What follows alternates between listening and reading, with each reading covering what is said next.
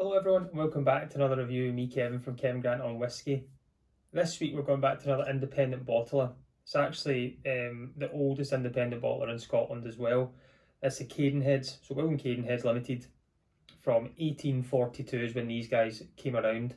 So I've been able to pick this one up. I was in Edinburgh a little while ago and I was able to find this. It's a 7-year-old Bunnahabhain, so I don't see many independent single-digit Bunnas out there, so I thought I need to try this. I need to pick it up. I think it was £40 as well, so price is really good. I love everything that they do because it's non-chill filtered, natural colour, all that good stuff. But what I want to do is I'm going to get it in the glass just now, let it sit for a little bit and take you through some of the history of where this kind of started and where it is to this day. So a wee bit of fluff, there we go. So I'll pour this in. So you can see it's nice and light.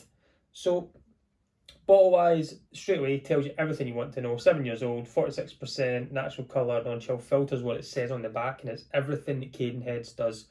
They'll never ever chill filter, or it's always going to be natural colour as well, which I really like. So 1842 it was founded by Mr. William Cadenhead in a place in Aberdeen. I couldn't remember what it was called, I wrote it actually down.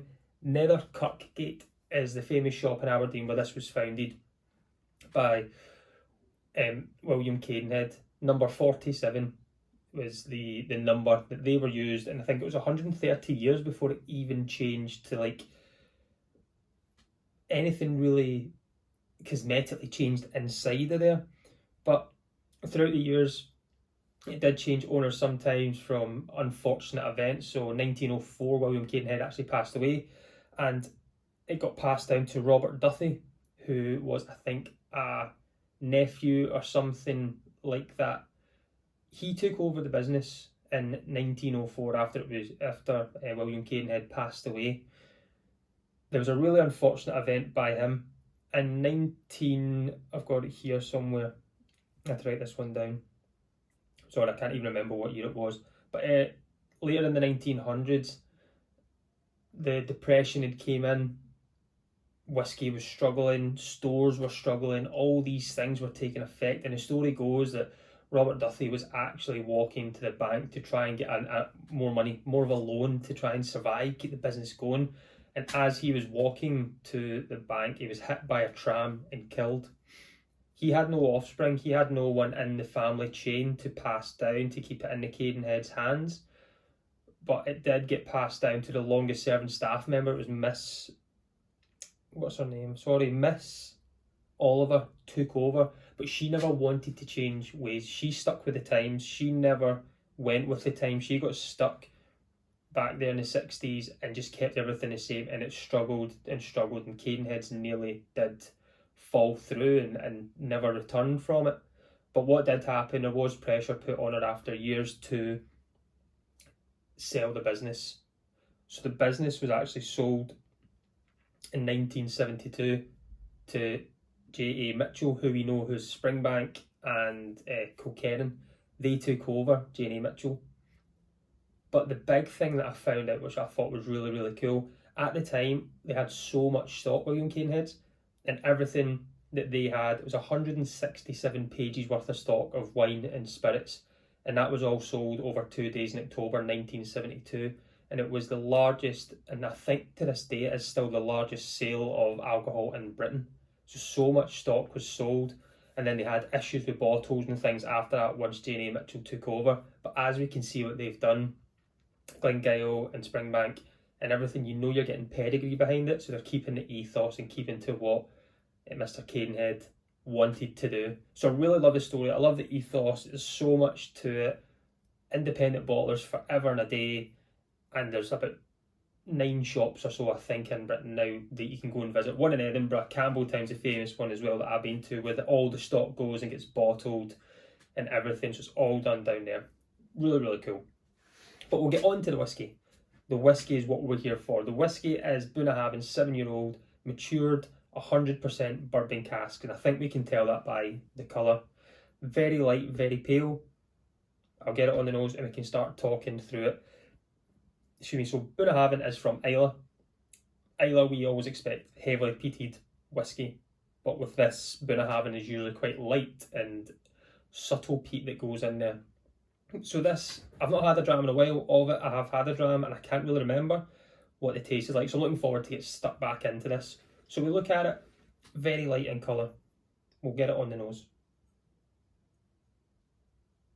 There is a little bit of peat coming through, more than I usually remember in comparison to the standard 12-year-old. I can definitely get a bit more peat, bit smoke on there. There is a slight tropical note, nutty note. I usually get that nutty note with Bunnahabhain. It's got this like coastal note. It's that kind of a little bit of brine, if that makes sense. Like the kind of bit oceany, oceanic. Is that even a word, oceanic? But light, briny. It's a little bit, wee bit heavy, meaty as well. But nutty. Nutty, tropical, meaty. It's quite a lot going on.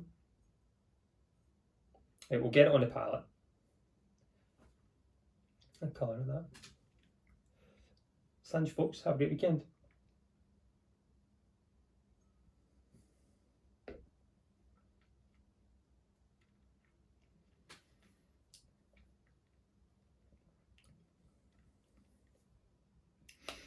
So, palate. There's more peat note on the palate for sure. There's more meaty notes on the palate. There is a kind of subtle, the tropical note kind of comes more to the end, but the peat comes first. So it's a kind of back to front of what I was getting on the nose. I was getting tropical on the nose first, maybe a wee bit of peat, and then getting that kind of meat sensation with it on the nose. But the other, when drinking it, it was peat, meat, and then tropical. Still slightly nutty, slightly drying. But it's kind of got three different profiles for me. It's got the sweetness up here. It's got the saltiness of the slight salted nuts then, if we're going with that nut. And then meaty as well. So it's got three different dimensions, really. It's pretty cool. It's pretty quirky. And it's young Bunnahabhain. And for £40, I think that's a good price, because Bunnahabhain, yes, you can pick up the 12-year-old sometimes for £40, I totally get that, but to try and find it in a single digit, I've not tried a single digit Bunnahabhain until I got this. So I'll try another wee dram of this, sip, not dram, sip, and see what we get, see if there's anything else going to come out. I'll try with a little bit of water. It is 46%, it doesn't offend the palate to me. I don't sit back and feel that I have to add water, but I am going to try it, see if it does give me anything else.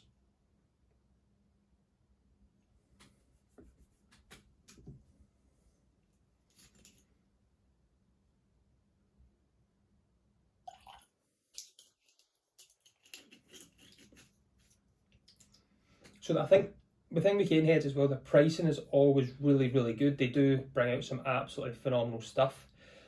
I do have an actual bottle. I got bottled there. Usually when you go in, there's three big clear casks that you can see that they've been decanted into, you know, like a big water fountain when you sit there and you've got the big jugs in the offices. It's kind of like that. And there's one which is heavily peated, one that's heavily sherried, and then one which I think is just a bourbon cask. But it's usually different. So the one that I've actually got in there is a Bunnahabhain and a Ardmore black together, which is pretty quick. I might do a review on that one day, but I know you can't get that again. That's gone. It's just, it is what it is. But let's smell this now. See if I can get anything else and try it on the palate and see if anything else pops up.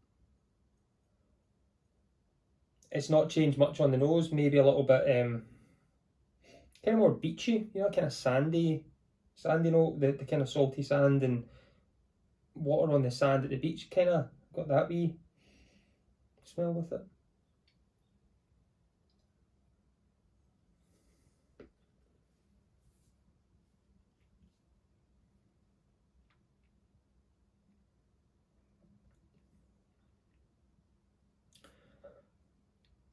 The water for me there has kind of, it's taken a lot away from it. It's softened the kind of peat, but I didn't really pick up much. I feel I wouldn't add water to this.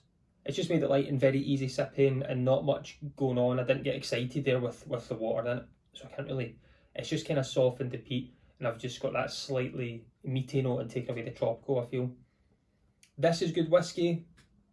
It's maybe a good introduction whiskey. It's not, it doesn't blow my socks off. It's not at the top of the tree. Yes, I do like bourbon cask matured whiskey, but there's something, maybe at the time, because it's 7 years old, it's been up at maybe 60 odd percent. To get it down to 46, if I had to really put a lot of water in there, and it's maybe just been a bit too aggressive.